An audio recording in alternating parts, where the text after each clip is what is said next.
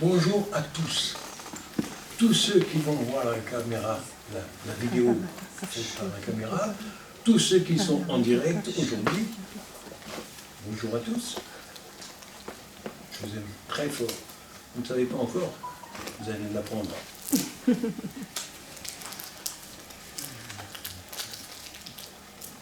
Et comme on commence toujours par le commencement, les choses essentielles. D'abord, Seigneur, c'est à toi que je m'adresse. Je te dis merci parce que tu nous as appelés ce matin, les uns et les autres, sur place, ou à distance, ou plus tard, selon ta volonté. Tu nous as appelés à t'écouter, et t'écouter attentivement, fidèlement. Pourquoi? Pour connaître ce que tu attends de nous, ce que tu as pour nous. Pour connaître, mais aussi pour comprendre, pour appliquer, pour mettre en pratique. Pour te ressembler, Seigneur. Parce que tu es venu, Jésus. Tu es venu sur cette terre, non seulement pour mourir à notre place. À cause de nous, tu étais venu. Cette phrase, je l'ai retenue ces jours-ci, plus que d'autres jours. J'ai dit, Seigneur, c'est vrai, tu n'es pas venu seulement pour nous, pour moi, mais tu es venu à cause de moi. Si je n'avais pas péché, si aucun de nous n'avait péché, tu ne serais pas venu jusque-là pour ça. Parce que nous avons besoin de toi pour nous sauver. Alors merci Seigneur pour tout ce que tu nous as donné. Et pour ta parole, pour ce message de ce matin, qui m'a travaillé pendant toute la semaine, comme toujours. Et comme au dernier moment, des fois, le Seigneur donne un mot, une phrase, quelque chose de précieux. Mais je sais, Seigneur, par expérience, que ce n'est pas seulement pour moi, que ce n'est pas seulement pour nous, que ce n'est pas pour forcément tout le monde, mais quelquefois pour une seule personne, ou deux, ou plus. Ces paroles que tu donnes, ce sont tes paroles. C'est ton discours, Seigneur. C'est ma voix qu'on entend. Est-ce qu'on l'entend bien? Pas trop. Pas trop. C'est pas terrible. Hein. Là, c'est mieux? Oui. Il faut savoir se servir d'un micro. Il faut tout savoir. Ça fait beaucoup. Alors, ce message a pour titre aujourd'hui « L'Église du Dieu vivant dans le temps de Dieu ». Quand j'ai donné le titre à mon pasteur pour qu'il le mette sur la tablette, il a paru un peu surpris. Il a dit, mais c'est toujours le temps de Dieu. Oui, bien sûr. Mais est-ce que notre temps, c'est le sien? Est-ce que son temps, c'est le nôtre? Moi, le Seigneur me l'a bien expliqué ces derniers jours. Il me l'a martelé même en pleine nuit. Mais il dit, attention. Ton temps à toi, tu le calcules avec ta montre ou avec ton calendrier. Pour les minutes, les heures, les jours, les semaines, les mois, les années. Ok.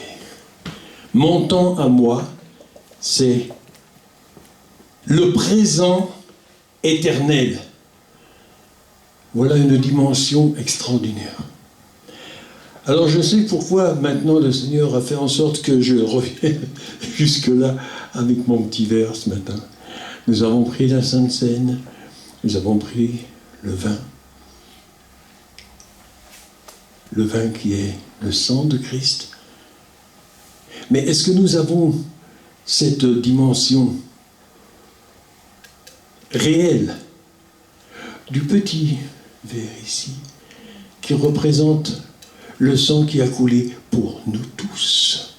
Nous tous, à travers la planète, même ceux qui le refusent, même ceux qui n'en veulent pas, même ceux qui le contestent.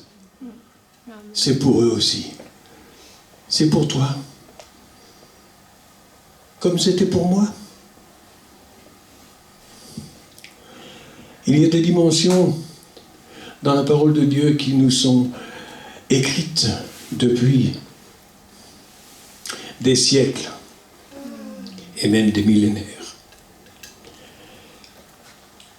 Mais il y a surtout une dimension que je voudrais appuyer, et appuyer peut-être un peu plus fort que d'habitude ce matin.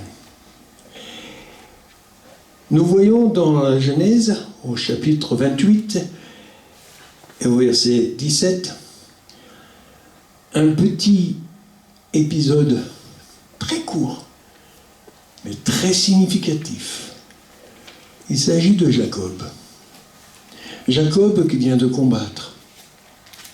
Il ne savait pas que c'était Dieu lui-même, par son ange.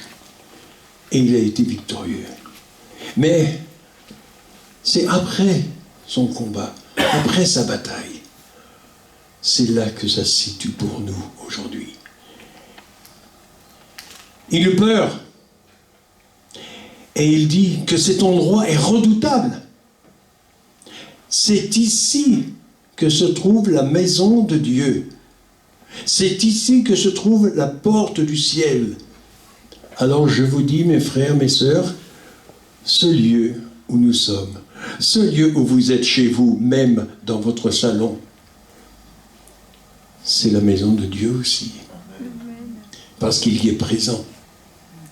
Il y est présent à travers chacun et chacune d'entre nous qui sommes ses enfants, nés de nouveau, parce que nous sommes les pierres vivantes de son édifice, dont il est l'architecte. C'est vrai que le Seigneur force un petit peu dans ces derniers temps. Il force un petit peu les mots et les phrases et les pensées surtout pour bien nous faire comprendre qui nous sommes et où nous sommes. À un certain moment de ma carrière de chrétien, j'ai osé dire, là où je pose le pied, Dieu est là, parce qu'il est en moi. Et je le dis encore aujourd'hui, et chacun de nous peut le dire. Chacun de nous, s'il est vraiment en Christ, et Christ en lui. Et si Jésus est vraiment non seulement le Sauveur, mais aussi le Seigneur, le Maître à bord. Alors, à partir de là, nous pouvons tous dire, là où j'ai posé le pied, je sais que Dieu est là. Qu'il est partout. Il nous suit. Il nous écoute. Il nous entend. Il nous exauce. Il nous connaît. Il nous comprend. Puissions-nous lui ressembler aussi dans ce domaine-là. Qu'entre nous, nous nous comprenions, que nous aimions. Aimez-vous les uns les autres, a-t-il dit. Il savait ce qu'il disait. Un peu plus loin, à travers la parole de l'apôtre Paul, il dit « supportez-vous les uns les autres ». Supportez-vous, portez-vous les uns les autres.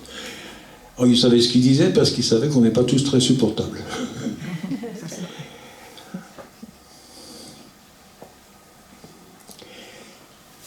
Une phrase que j'ai relevée parmi les références et qui a été déjà citée ce matin, c'est Jésus qui parle. C'est dans le Matthieu, au chapitre 18 et au verset 19. « Je vous dis encore que si deux d'entre vous, s'accordent sur la terre pour demander quoi que ce soit, cela vous sera accordé. » En effet, là où 2 ou 3, et plus comme aujourd'hui, et plus comme encore plus, s'accordent pour demander, vous serez exaucés. Alors qu'avons-nous à dire quand nous nous mettons en prière? Sinon, un autre mot qui a été cité ce matin très fort. Merci! Merci Seigneur, parce que tu nous as donné la vie. Parce que tu nous as dit que tu es là, en nous, avec nous, présent. C'est ça que nous voulons, Seigneur. Sentir ta présence en nous. Sentir ta présence autour de nous. Sentir ta présence par le fruit de tout ce que nous faisons, tout ce que nous disons. Bien sûr, il y a aussi là un ordre à respecter. Comme me disait quelqu'un récemment sur Internet, il faut d'abord être. Ensuite, faire. Ensuite, dire. Ok. Mais d'abord être. Parce que si je parle de l'évangile, de la parole de Dieu, et que Dieu n'est pas en moi, alors ça sonne cru. Ça n'aura pas le même fruit. Mais alors pas du tout. Et si je me contente de faire et d'organiser, comme on fait beaucoup trop dans l'Église aujourd'hui, organiser, programmer, mais laissons le Saint-Esprit nous guider, nous conduire, et nous dire voilà ce qu'il faut dire, voilà ce qu'il faut faire, où, quand, comment, selon sa volonté. Parce que nous avons toujours dit, et nous disons encore depuis très longtemps, Seigneur, que ta volonté soit faite. Ta volonté, pas la nôtre. Quand nous venons prier, nous ne venons pas dire, Seigneur, voudrais-tu arranger les choses pour que ça se fasse de cette façon ou dans ce temps-là plutôt que... Oh Seigneur, comme tu veux. Où tu veux, comme tu veux, quand tu veux. C'est ça mon désir. Ta volonté. Et comme sa volonté, il y a aussi une dimension importante, comme celle du petit verre. Sa volonté, il l'a dit aussi dans le prophète Ésaïe, vos désirs, vos paroles sont très loin des miens. Très loin. Parce que lui a pour nous beaucoup plus que ce qu'on lui demande. J'oserais même dire quelle honte est la nôtre de dire Seigneur, je voudrais ceci, je voudrais cela, alors qu'il a beaucoup plus pour chacun de nous. Il a tellement de richesses, tellement de choses magnifiques. Et nous osons parler de richesses en ne pensant qu'aux richesses matérielles, alors qu'il a des richesses spirituelles qu'il nous a déjà accordées. Il nous le dit dans sa parole.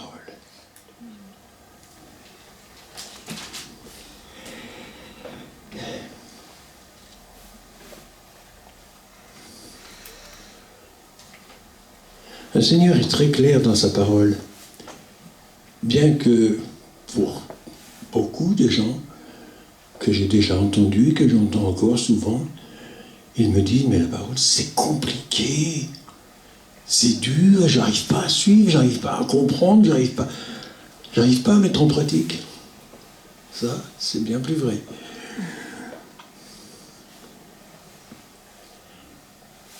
Alors, un des commandements que Dieu nous donne, à travers les uns les autres aussi, il peut nous le donner aussi à d'autres personnes, à travers chacun de nous. C'est dans 1 Pierre 2, au verset 4, à partir du verset 4. Approchez-vous de Christ. Tiens, c'est curieux. J'ai dit ces derniers temps que pour moi, la foi, la vie de foi, c'est une vie de fidélité, d'obéissance et d'intimité. D'intimité avec le Père à travers le Fils. Et avec le Fils aussi, bien sûr. Et intimité avec le Saint-Esprit. Laissez le Saint-Esprit agir en vous et vous conduire là où il veut. approchez-vous de Christ, Christ qui est la pierre vivante que les hommes ont rejetée, mais qui devant Dieu est précieuse, la plus importante de toutes les pierres. C'est la première. La pierre angulaire, comme on l'appelle. C'est-à-dire, si on a fait un petit peu d'architecture, on sait qu'on a fait le plan d'une maison et qu'à un angle précis, on a posé une pierre, une première pierre, et que d'après cette pierre, on va orienter l'ensemble de l'édifice. Christ est la pierre angulaire. Et nous sommes, nous, des pierres, mais des pierres précieuses, pas des cailloux, pas des parpaings, des pierres particulières qu'il a taillées et qu'il taille encore jour après jour, qu'il forme. Et quel que soit notre âge, notre temps de conversion et de service dans l'Église, nous sommes toujours en chantier et nous sommes toujours une pierre qu'il est en train de tailler avec une précision. Des fois, il prend un ciseau assez fin, mais il va loin. Ça blesse un peu quelque part. Mais c'est nécessaire pour que nous ayons la taille exacte pour être dans son édifice. Alors quand je disais l'Église, dans le temps de Dieu,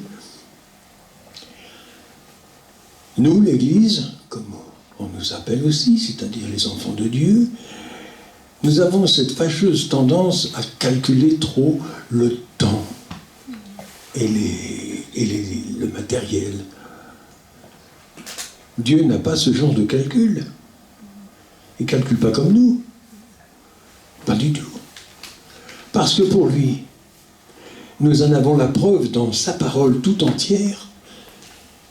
Il est dans le temps présent éternel.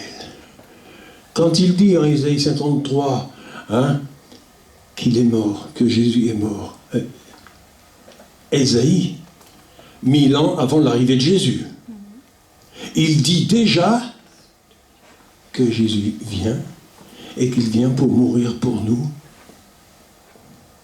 se sacrifier, se donner volontairement pour nous sauver. Alors nous avons déjà une preuve de la dimension de son temps à lui. Et nous savons, quand nous connaissons assez bien la Bible, un petit peu plus que d'autres, nous savons que de toute façon, toutes les paroles qui ont été écrites, elles datent déjà de Abraham et avant encore. Un temps infini, c'est des millénaires, c'est plus des siècles, c'est des millénaires. Et pourtant, ces paroles sont encore actuelles, elles sont encore édifiantes pour chacun de nous aujourd'hui, en 2022. Comment est-ce possible? Aucun ouvrage littéraire en France ou ailleurs, sur la planète, aucun n'a ce pouvoir, n'a cette puissance. Aucun ne date d'aussi loin. Bien que les archéologues commencent à en trouver qui datent de longtemps. Mais pas de ce temps-là. Et pourtant, ces paroles sont toujours dans le même temps présent. Chacune des paroles s'adresse à toi, à moi, à toi, à chacun. Aujourd'hui, maintenant. Et elle s'adresse à l'Église tout entière, aujourd'hui, et ici. Ici, là où il nous a placés. Je l'ai déjà dit et je le répète encore, et je n'ai pas honte de répéter quand c'est nécessaire. Ça arrive souvent, je sais. Je ne suis pas venu dans cette assemblée, dans ce lieu, à Colmar,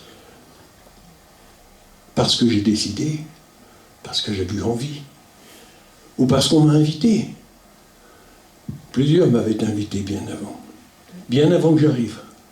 J'ai toujours dit non. J'ai dit quand Dieu m'invitera lui, j'irai. Et puis un beau jour, le Seigneur m'a dit stop, ici, c'est bon, tu as fait ton temps, tu as fait ce que j'y voulais. Maintenant j'ai besoin de toi là, ici, aujourd'hui à Colmar. Ça fait de nombreuses années que je suis là et je suis toujours là parce que Dieu me l'a demandé. Je ne sais pas encore quels sont les fruits que je peux avoir à récolter à la fin. Je ne sais pas, mais lui le sait. Il sait pourquoi et il sait comment. Il connaît toutes choses. Il me connaît moi, bien avant que je sois né.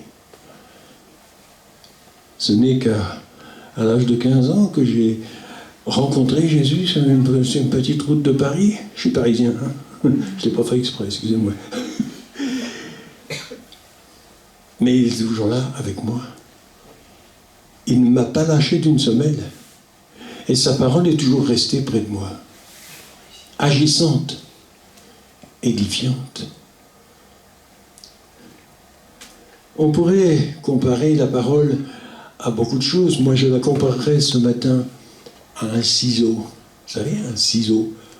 Mais un ciseau à bois ou à pierre. Les sculpteurs, ils ont l'habitude de travailler ça. Sculpteurs sur bois ou sur pierre. Il faut en éliminer. Il faut en sortir. Il y a beaucoup de choses à transformer. Transformer, ça ne veut pas dire rajouter toujours. C'est quelquefois retirer quelque chose de trop pour atteindre la taille exacte qu'il a prévue.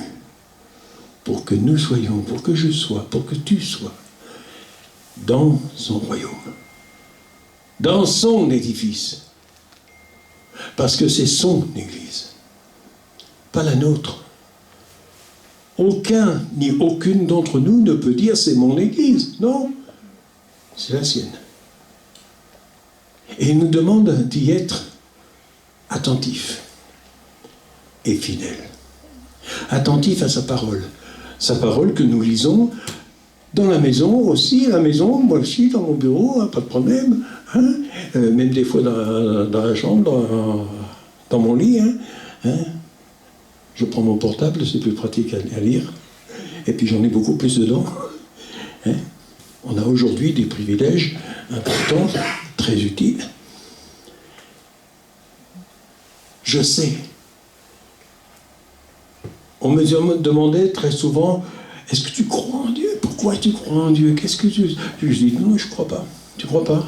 Qu'est-ce que tu fais dans une église alors? Je sais. Entre croire et savoir, il y a une frontière aussi. Là aussi, il y a une dimension. Tout est question de dimension dans la parole de Dieu. Et Dieu nous les révèle aujourd'hui, une à une. Quelquefois, ça nous gigote un petit peu, et je ne voyais pas ça comme ça, moi. J'imaginais pas les choses de cette façon.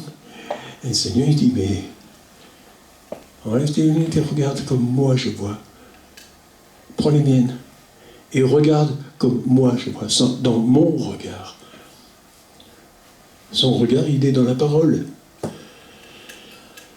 Ah, ça fait du bien. Ça fait bien de voir les choses comme Dieu les voit. Et pas comme nous on les voit. Pas comme on nous le dit forcément. C'est pour ça que je dis aussi avec insistance, ne venez pas dans une église, celle-ci ou une autre, pour écouter un pasteur, un prophète ou un bishop et compagnie. Non, non, non, non. Venez écouter ce que Dieu a à vous dire, personnellement, à travers ce serviteur ou cette servante, quel qu'il soit. Dieu ne nous a pas donné la capacité d'édicter de nouvelles lois. Il a les siennes. Il nous a dit simplement, va et apporte ma parole. Voilà. Voilà ce que nous faisons.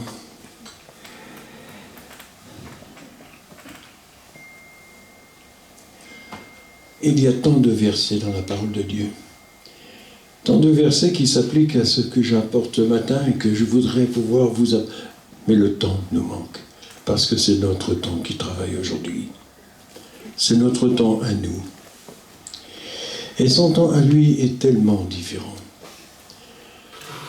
Dieu, lui, il a tout son temps. Il est éternel. Ni commencement, ni fin. C'est très difficile à comprendre. C'est très difficile à comprendre, à entendre. Comment est-il possible qu'il n'y ait ni commencement, ni fin? Il a toujours été, il est toujours, il sera encore. Mais alors, dans ce cas-là, si nous sommes ses enfants, et s'il est en train de nous tailler, de nous sculpter, et de nous donner une place dans sa couronne, dans son royaume, laissons-nous faire.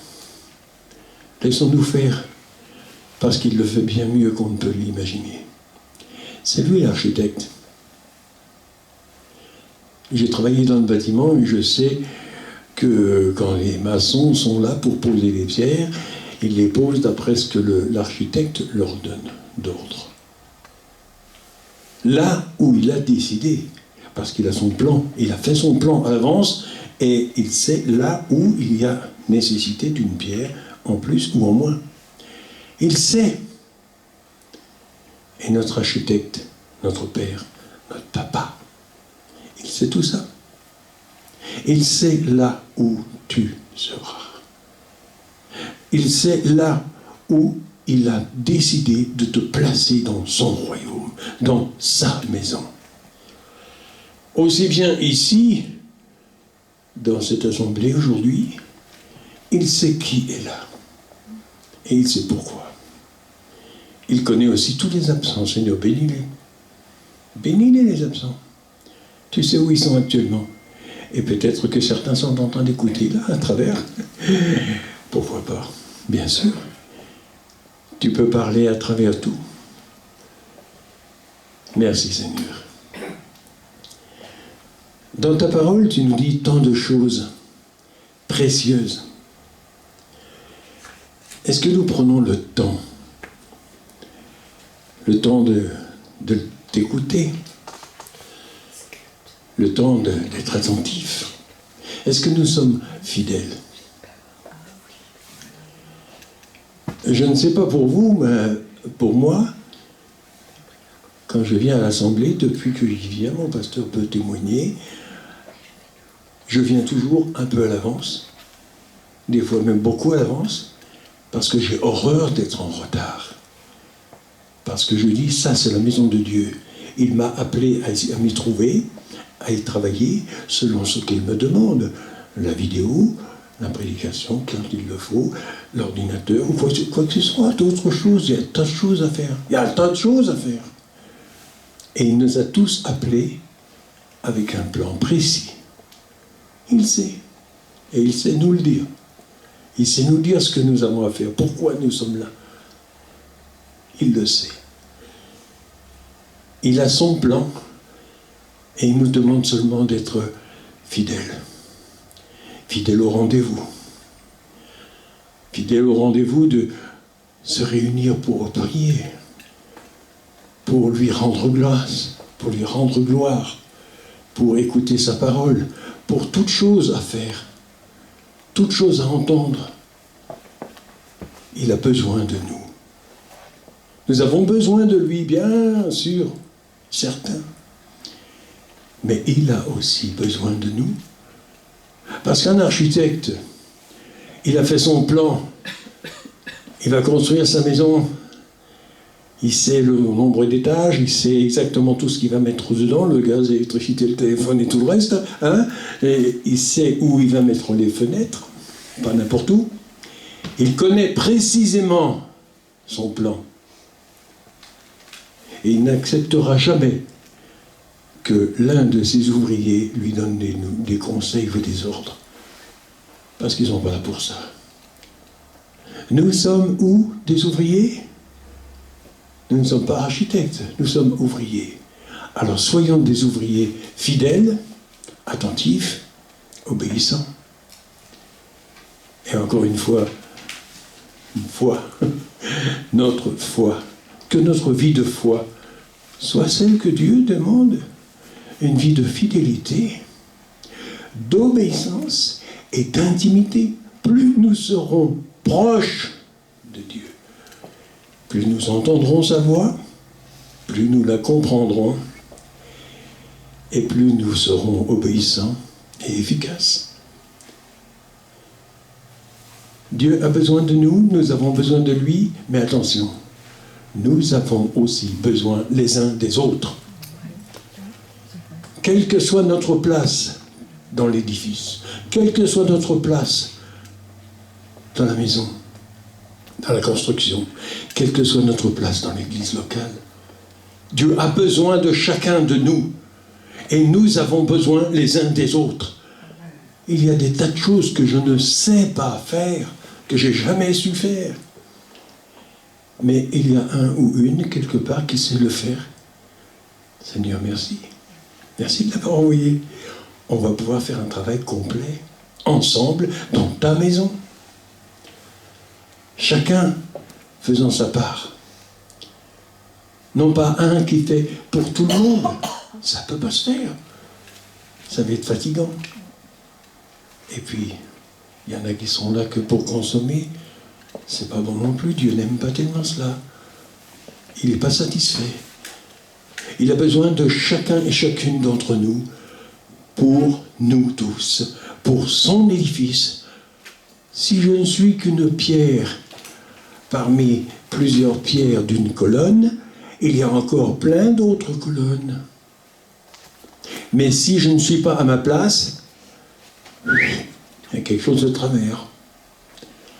Dans l'assemblée que le Seigneur construit lui-même, qu'elle soit ici ou ailleurs, à Colmar, à Paris, à Bourges, je ne sais pas pourquoi, hein, ou ailleurs, hein, à Bruxelles aussi, hein, au Québec, vous voyez, partout sur la planète.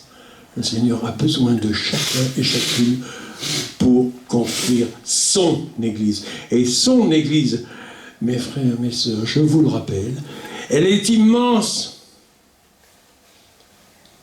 Nous voyons peut-être d'une façon un peu de travers, que dans certains pays il y en a plus, que dans certains pays il y en a moins, que dans certains pays, elle commence à s'endormir sèchement. C'est possible. Mais, comme Dieu voit son Église, son édifice, ne disons plus qu'il va revenir bientôt, peut-être, mais que pas tout de suite, pas cette année en tout cas, parce que l'Église n'est pas prête, et c'est faux. Ça, le Seigneur me l'a bien révélé ces jours-ci. C'est faux. Elle est prête. Elle est comme je la veux. Attention, il peut venir ce soir, il peut venir demain, il peut venir l'année prochaine ou une autre année. Il ne nous a pas dit ni où, ni quand. Ou si, il nous l'a dit, mais pas quand. Ni jour, ni heure. Mais il nous a dit une chose plus précieuse à savoir. Soyons prêts. Mon frère, ma sœur, la seule conclusion que je peux apporter, es-tu prêt? Es-tu prête? Peut-être toi qui vas bientôt te faire baptiser, tu vas entamer, tu vas démarrer quelque chose. Ok? Il y a encore beaucoup de travail, mais peut-être en peu de temps, selon le temps que Dieu a décidé. Tu as pris la bonne décision, la meilleure qui soit. Moi, je l'ai pris, ça fait bientôt 60 ans, plus que 60 ans, 62 maintenant. J'ai jamais regretté. Pourquoi?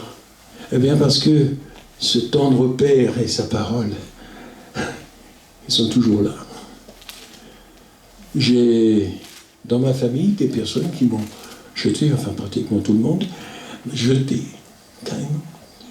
J'étais le crétin absolu. En fait, j'étais un chrétien, mais ils n'ont pas compris la différence. Mais il y a quelques années, il me reste une sœur, c'est la seule qui est encore de ce monde, et elle m'a téléphoné, elle m'a dit, écoute, c'est vrai, on t'a jeté, on t'a rogné, on t'a bousculé, on t'a fait souffrir. Mais, une chose est sûre aujourd'hui, ce que tu as cru, tu devais avoir raison parce que tu es toujours là. Et tu y es encore. Ce Dieu, il est vrai, il est réel, il existe, il est présent, il est là avec nous ce matin. On ne le voit pas de nos yeux, mais on le voit de nos cœurs. Et quand on regarde, et comme moi je regarde mes frères et sœurs, je vois mon Père en action, là et en vérité. Merci Seigneur. Merci de tout ce que tu donnes. Merci de tout ce que tu fais. Mais merci surtout de toutes les possibilités que tu nous donnes de dire et de faire ta volonté. Apprends-nous encore. Taille-nous encore. Et si de temps en temps il faut forcer un peu sur le marteau et le ciseau pour enlever un morceau qu'il y a en trop, qui ne correspond pas à ce que tu as prévu, fais-le, Seigneur. Tu as dit dans ta parole que les souffrances sont là pour nous faire grandir, sont là pour nous former. Continue à former ton Église, ton édifice, selon ton désir, selon ton plan à toi. Ce plan que nous ne pouvons pas voir, nous n'avons pas accès. Les ouvriers sous le chantier n'ont jamais eu accès au plan d'architecte. De quel droit pourrions-nous essayer de comprendre et de connaître le plan? Non, c'est pas notre boulot. Notre tâche à nous, c'est de nous regarder les uns les autres pour nous aimer, pour nous supporter, pour cesser, et ça je dis présentement, aujourd'hui, en 2022, cesser de nous critiquer les uns les autres. J'entends beaucoup trop de critiques en ce moment. Des frères et des sœurs, même haut placés dans l'Église, qui se rejettent, qui se mettent un peu en doute, en travers, en disant « Ah là, c'était pas bon, ça c'est pas bien, ça c'est pas bien dit. » Non. De quel droit? Nous ne sommes pas les architectes. Nous ne sommes que des pierres. Alors, comme des pierres vivantes de l'Église de Dieu, du Dieu vivant, présent, soyons simplement chacun à notre place. Effectuons ce que Dieu nous donne à faire ou à dire. Rien de plus, mais rien de moins non plus. Merci Seigneur. Merci pour les mots que tu donnes. Merci pour la parole que tu donnes. Et que cette parole ne soit pas considérée comme la mienne, mais comme la tienne. Parce que tu nous apprends chaque jour les uns et les autres. Et à travers chacun et chacune de ceux qui sont présents aujourd'hui et de ceux que je rencontrerai encore, tu vas m'apprendre encore beaucoup de choses. À travers de chacun et chacune d'entre vous, Dieu peut m'apprendre des choses précieuses. Ne les retenez pas. Si Dieu a quelque chose à vous dire à mon sujet, dites-le. Ça ne fera que me tailler, me construire et me tailler à la dimension exacte de Dieu. Donc, respectons cette parole que le Seigneur donne ce matin. Soyons présents auprès de lui, en intimité, au plus proche, dans la prière, dans la lecture de sa parole, dans la mise en pratique de sa parole, dans la méditation de sa parole. C'est important, très important. Il y va de notre salut éternel.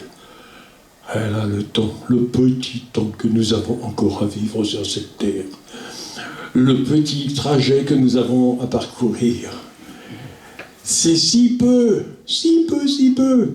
face à l'éternité qui nous attend. Alors soyons prêts à passer cette éternité avec lui, mais pas dans un autre coin, pas ailleurs. Et quand il viendra chercher les siens, qu'il connaît très bien, très précisément, qu'il aura préparé pour les accueillir, il viendra les chercher, qu'aucun de nous, ici présents, ne reste là, qu'on soit tous partis.